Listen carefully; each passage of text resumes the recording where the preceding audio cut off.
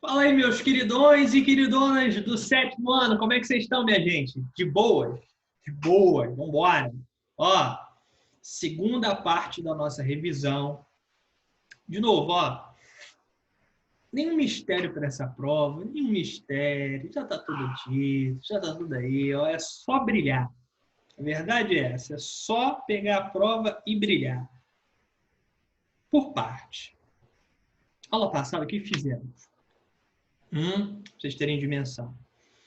A gente corrigiu o simulado e fomos fazer os apontamentos necessários. O que vou fazer hoje?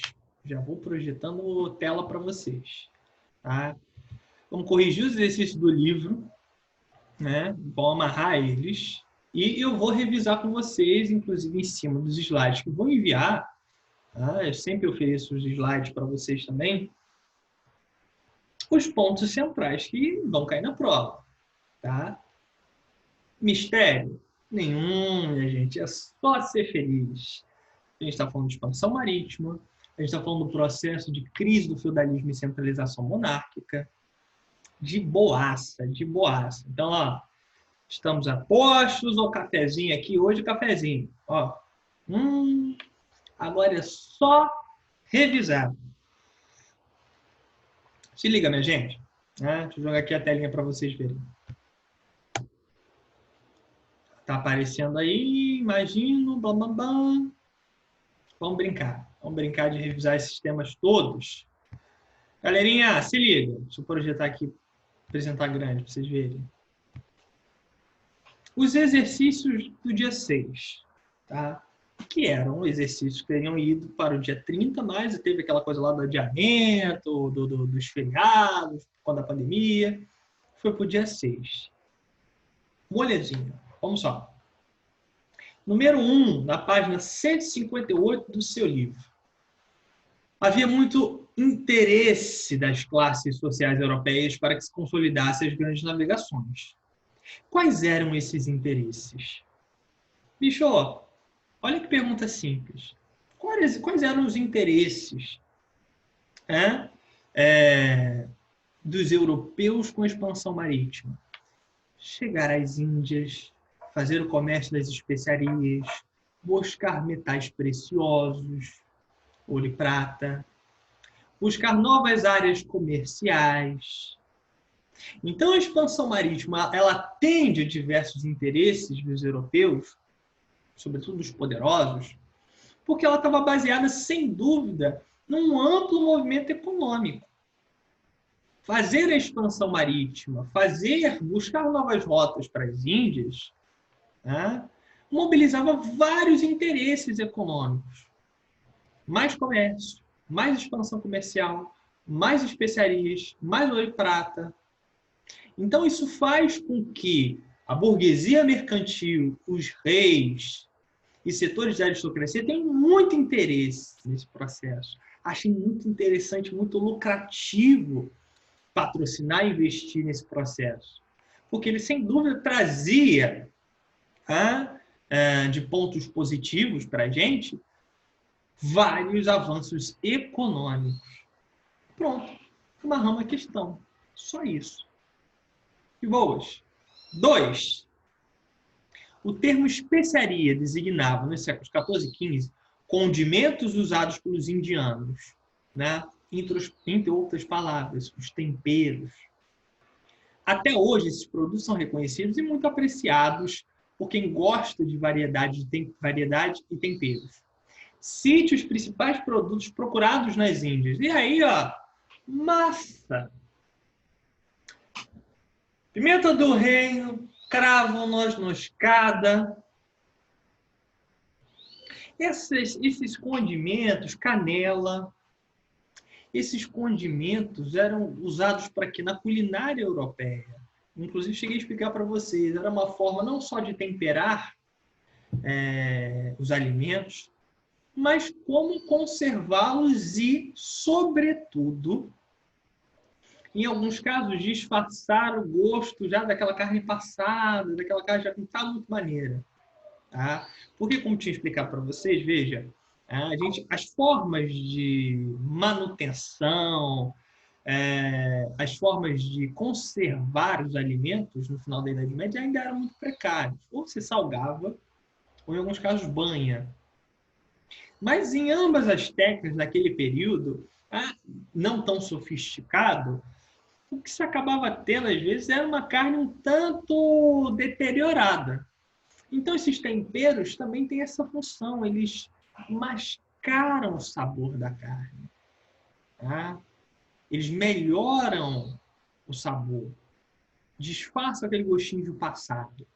E isso aí era bastante interessante, era lucrativo, era ostentação para a nobreza, para a aristocracia, servir os seus convidados nos festejos, aquela coisa toda, demonstrar que tem especiarias, que produz uma culinária mais sofisticada, porque isso era real, ostentação. Era demonstração que aquela família tinha recursos, podia consumir esses produtos de luxo. Hoje pode parecer muito bom, você vai a qualquer canto, você compra cravo, canela, essas coisas todas, pimenta do reino, mas na época, como era algo que vinha das Índias, eram especiarias, era caro, era luxo. Não era todo mundo que tinha acesso, não.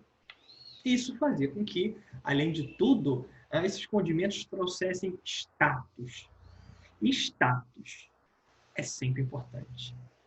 Ostentar riqueza na história para as classes dominantes sempre foi importante. É importante até hoje. A gente ostenta coisas. Né? A gente ostenta... tem gente que ostenta iPhone, ostenta roupa de marca, ostenta um carro bom. São formas de demonstrar, olha, eu não sou qualquer um, eu tenho acesso a essas coisas, eu tenho alguma riqueza. Tá? Também vai para a história. Pode parecer muito bobo para a gente, mas na época era muita grana que estava envolvida nisso. De boassa, nós. 3. Cite as principais consequências do processo de expansão marítima.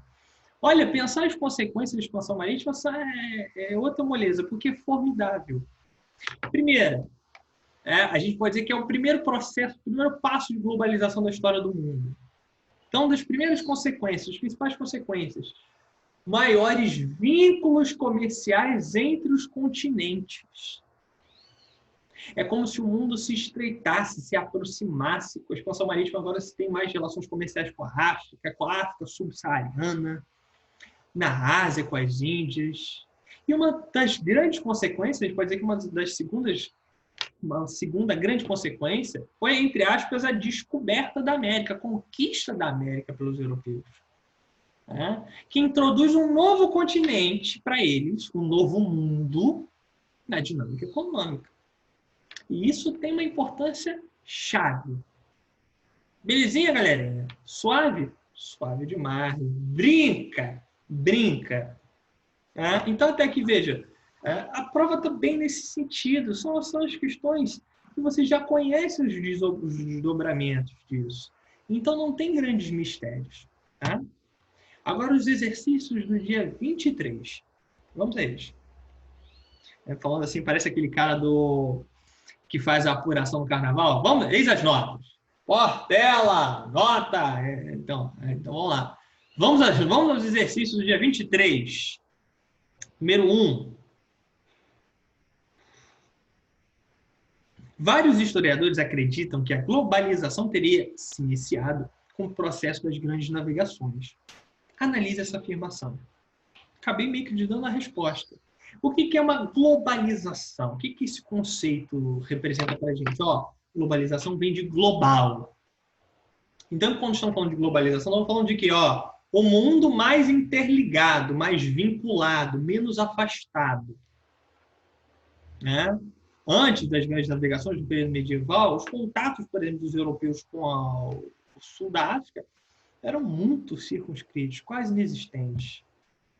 Os contatos eram muito limitados na Ásia. A América nem existia para os europeus. Então, voltando, o que é uma globalização? Vem de global, é um conceito que é usado para falar da interligação das várias regiões do globo, do mundo. E por que a expansão marítima teria sido esse primeiro processo de globalização? Porque ela estreitou, ela aproximou os laços comerciais entre várias regiões do mundo. Agora, com as navegações marítimas no Oceano Atlântico e Índico, o comércio entre a Europa, a África, a Ásia e a América se aproxima, se vincula. Os contatos são mais sistemáticos, são mais constantes. E tudo isso faz com que a gente já possa começar a pensar no mundo globalizado. Não é um mundo globalizado como o nosso, da internet. Hoje você fala com um cara que, aqui online, pega o celular, está falando com algo na China. Instantaneamente. Você manda mensagem para um cara na Inglaterra e te responde na hora. Isso é um avanço de globalização da nossa era, bem posterior. Mas para esse período, sim, já representou uma forma de globalização, de interligar as regiões. Show? Molezinha, hein? Sem mistério. 2. Qual foi o principal motivo que levou as nações europeias a se lançarem ao mar? Ponto 1. O comércio das especiarias. Essa é a resposta central. O que faz os europeus se lançarem ao mar? Continuar fazendo o comércio das especiarias que eles já faziam. E o que estimulou eles terem que buscarem outras rotas? É a segunda parte da resposta. A tomada de Constantinopla pelos turcos otomanos. Aquele processo estimulou, sim, de uma forma inédita até então na história, com que essa vinculação ocorresse, com que essa aproximação se realizasse. Então, os europeus estão se lançando ao mar porque precisam chegar às Índias por outras rotas, porque as rotas tradicionais foram bloqueadas pelo Império Turco Otomano, com a conquista de Constantinopla. Aí você amarra a resposta. Então, por que eles estão se lançando ao mar? Porque querem fazer o comércio das especiarias. E por que precisam fazer isso por outros caminhos? Porque os caminhos tradicionais, as rotas tradicionais, foram bloqueadas pelo Império Turco Otomano. Chupeta no mel, como se dizia antigamente, né? Pergunta número 4. Entre os vários fatores da expansão marítima, a aliança entre a burguesia e os reis foi decisiva. Qual foi a importância dessa aliança? Galera, fazer a expansão marítima, custa muito dinheiro. É caro. Então, quando a burguesia, que é o grupo das relações comerciais, que tem o dinheiro, se alia aos reis, sobretudo na Península Ibérica, sobretudo Portugal, e um pouco menos a Espanha, isso foi decisivo, porque eles meio que juntaram forças para poder patrocinar as expansões. Você tem que, construção naval naquela época é difícil, construir as caravelas, madeira, não sei o que, demora tempo, é recurso, é dinheiro, tem que pagar os marujos, tem que pagar os navegadores, tem que arcar com os custos do prejuízo que pode dar, porque a expedição pode naufragar e você perder todo o dinheiro. Então tem vários elementos aí. Mas por que essa aliança entre a burguesia e os reis foi decisiva? Porque ela deu condições econômicas para a expansão ocorrer. Show? Molinha, hein? 5. Cite os principais fatores que dificultavam as expansões marítimas. Aqui a gente tem vários. Primeiro, as condições náuticas, ou seja, as condições de navegação. Era difícil. Gente, vamos lá, não tem Google Maps, não tem... Se o Titanic afundou no século XX, dirá uma embarcação de madeira. Então, você tem várias dificuldades tecnológicas. Os europeus ainda não conhecem definitivamente as marés, o oceano ainda é muito desconhecido. Então, você tem vários desconhecimentos sobre os oceanos que também dificulta. As técnicas, a tecnologia do período é precária. Isso também dificulta. São caravelas de madeira, o cara está indo na bússola, pela localização das estrelas. Não à toa, tantas e tantas embarcações se perderam.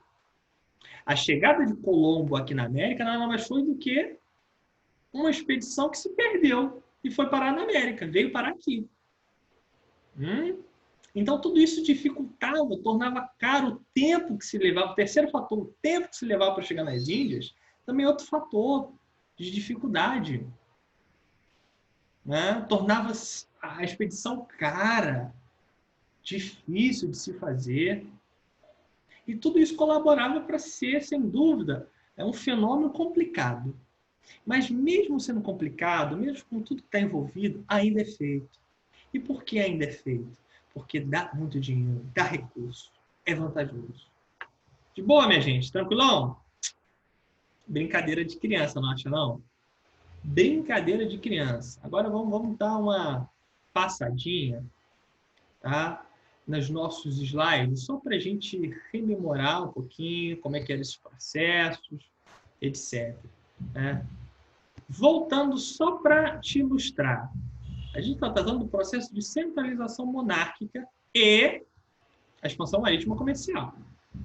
Bom, então começamos a falar, tá, há um bom tempo, de como essa Europa, esse feudalismo entra em crise, como ele se fragiliza, e mais do que isso, e aí vem um ponto-chave para a gente, né? Como a partir da crise do feudalismo, criam-se as condições para a centralização monárquica. Então é muito suave. Deixa eu jogar aqui a tela para vocês verem, já deve estar aparecendo aí. Show! Para resumir, o que foi a crise do feudalismo? Tá? A crise do feudalismo foi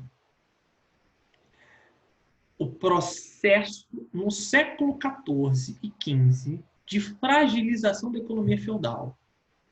Como essa fragilização ocorreu? Como esse colapso ocorreu?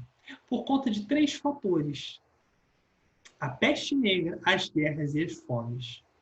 O que elas fizeram no geral? Qual foi o impacto da peste negra, das fomes e das guerras no século XIV?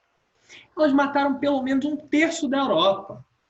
Ou seja, elas dificultaram, elas fragilizaram, tá, a economia feudal. Porque se não tem ninguém plantando, se a população está morrendo, se 1/3 da Europa está morrendo, quem está plantando? Quem está colhendo? Ninguém. E se não tem ninguém plantando e colhendo, de onde vem a riqueza? De onde os senhores vão tirar os seus recursos? Não tiram. Isso fragiliza, isso desconfigura a economia feudal. Tá? E dentre um dos fatores esteve, sem dúvida, o processo de centralização. E aí é um ponto-chave para a tua avaliação, hein? Olha só. Na Idade Média, no feudalismo, o poder é descentralizado. Ele está fragmentado, espalhado na mão dos vários senhores feudais. Sim? Ao passo que, o que a gente estudou, e vamos lá, qual foi uma das grandes consequências da crise do feudalismo? Estimular o processo de centralização monárquica. Porque esse poder fragmentado, disperso do feudalismo, nos vários senhores feudais, vai passar a se concentrar nas mãos do rei. E como esse poder fragmentado se concentra? Com os senhores em crise, por causa da crise do feudalismo. Olha só a chave do pulo do gato. Então essa crise vai dar uma pancada fortíssima nos senhores feudais. Vai fazer levante camponês, os caras vai ter uma revolta para tudo quanto é canto na Europa. E isso favorece o quê? O rei, progressivamente, ganhar mais poder, concentrar mais poder. Porque era o cara que podia tentar resolver a situação. Então o poder político é uma balança. Quanto mais poder os senhores feudais têm, ou seja, quanto mais descentralizada está a política, menos poder o rei tem. Quanto mais fragilizados são os senhores feudais, mais fracos, mais possibilidade o rei tem de ele mandar. E isso está ocorrendo do século XIV ao século XV. Né? Então, essas monarquias estão centralizando o poder. Os reis estão começando a concentrar o poder em torno de si, criando exércitos regulares, tropas, tá? Mudando um conjunto de coisas na Europa. E esses vários casos históricos que a gente viu, por exemplo, França. Aqui, ó, o rei aqui em azul, ele mandava só nisso, no século X. Olha aqui, ó, no século XIII, como ele já ampliou a área. Se valendo de quê? Das guerras, se valendo da fragilização dos senhores. E aí vem aqui, ó, que eu mostrei para vocês, tudo isso só repassando, já passei, hein? Olha aqui, ó, a situação no século XV, como já aumentou muito o poder do rei. Tudo que está em azul é onde o rei mandava. Ou seja, por conta da crise do feudalismo. Por conta, no caso da França, da Guerra dos 100 Anos, que ajuda ainda mais o rei a concentrar o poder.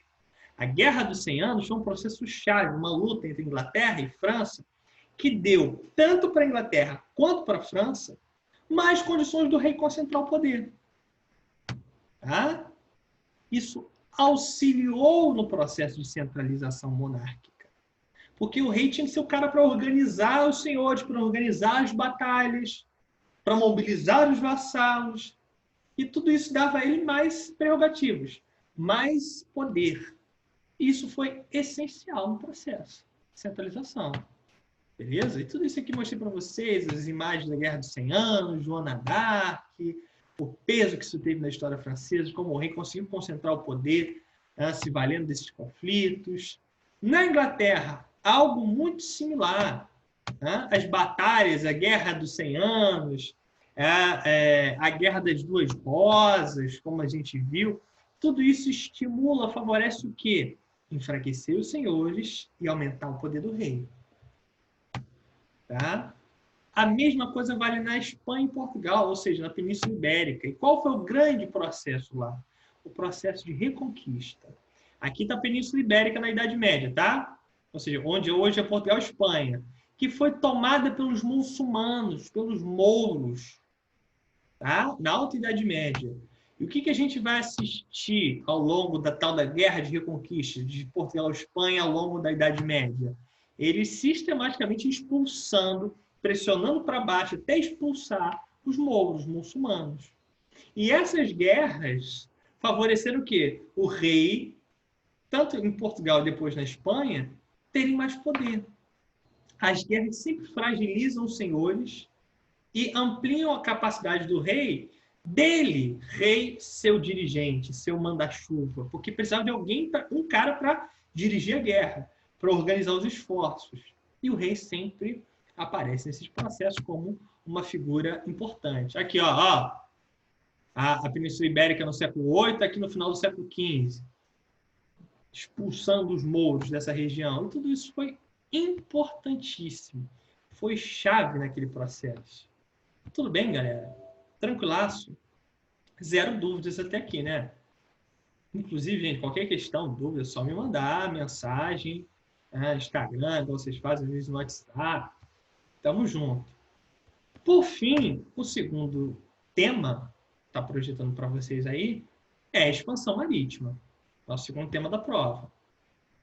E expansão marítima, ó, aquela molezinha também. O que foi o processo de expansão marítima? O que motivou a expansão marítima?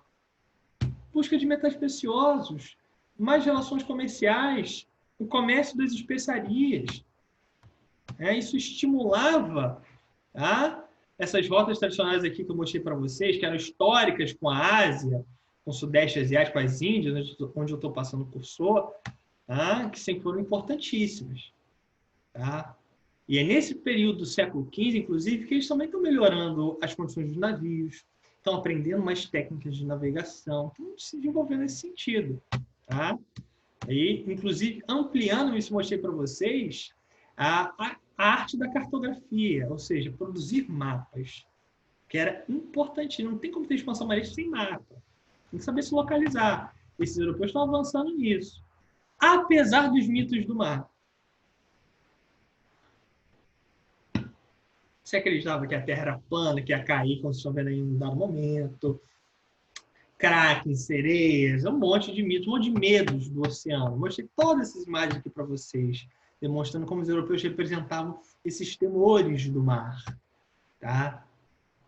Só que não teve jeito. Eles tiveram que se lançar ao mar no Oceano Atlântico porque os turco-otomanos, o Império Turco-Otomano tomou Constantinopla, que é essa regiãozinha aqui, ó, onde hoje é Istambul, e bloqueou as rotas comerciais da Europa com a Ásia. Aqui, ó, extensão do Império Turco-Otomano. E aí isso estimulou a expansão marítima. Os europeus tinham que achar outro caminho para chegar nas Índias. E pensaram fazer o quê? Vamos dar a volta na África. Show, vamos dar a volta na África. Mas como fazer isso? E aí Portugal e Espanha saem na frente, muito mais Portugal. Por quê? Tinha uma localização geográfica estratégica. Tinha uma burguesia mercantil aliada com os reis. A centralização monárquica já tinha acontecido, ou seja, os reis tinham mais grana, e a burguesia também tinha grana e queria investir nisso. e se patrocinou as expansões marítimas para fazer isso aqui, ó. Dar volta na África e chegar nas Índias. Tá? E assim se deu a expansão marítima europeia. E dentre as suas várias consequências, não só globalizar o mundo, estreitar as relações comerciais entre os continentes, aqui a expedição do Colombo, que errou o caminho e chegou nas Américas. E aí os europeus, entre aspas, vão descobrir a América. E isso, sem dúvida, inaugura para a gente uma outra fase da história de grande importância. Ninada, os temas são esses. Dúvidas, questões, só me procurar. Tá super suave, não tem mistério. Beleza, gente? Ó, mil beijos para vocês. Tchau, tchau.